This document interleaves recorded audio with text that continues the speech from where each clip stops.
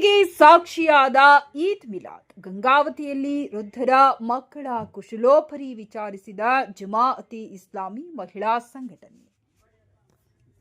ಗಂಗಾವತಿ ಪವಿತ್ರ ಈದ್ ಮಿಲಾದ್ ಉನ್ನಬಿ ಹಬ್ಬದ ಪ್ರಯುಕ್ತ ಜಮಾಅತೆ ಇಸ್ಲಾಮಿ ಹಿಂದ್ ಗಂಗಾವತಿ ಮಹಿಳಾ ಘಟಕದ ವತಿಯಿಂದ ನಗರದ ರುದ್ರಾಶ್ರಮ ಹಾಗೂ ಲಯನ್ಸ್ ಮನೋವಿಕಲಚೇತನ ಮಕ್ಕಳ ವಸತಿ ನಿಲಯಕ್ಕೆ ಭೇಟಿ ನೀಡಿ ಹಣ್ಣು ಹಂಪಲು ವಿತರಿಸಲಾಯಿತು. ಈ ಸಂದರ್ಭದಲ್ಲಿ ಆಶ್ರಮದಲ್ಲಿದ್ದ ವೃದ್ಧ ತಾಯಂದಿರು ಹಾಗೂ ವಿಶೇಷ ಚೇತನ ಮಕ್ಕಳೊಂದಿಗೆ ಸುದೀರ್ಘವಾಗಿ ಸಮಯ ಕಳೆದ ಮಹಿಳಾ ಕಾರ್ಯಕರ್ತರು ಅವರ ಕಷ್ಟ ಸುಖ ಹಾಗೂ ಯೋಗಕ್ಷೇಮವನ್ನು ವಿಚಾರಿಸಿ ಧೈರ್ಯ ತುಂಬಿದರು.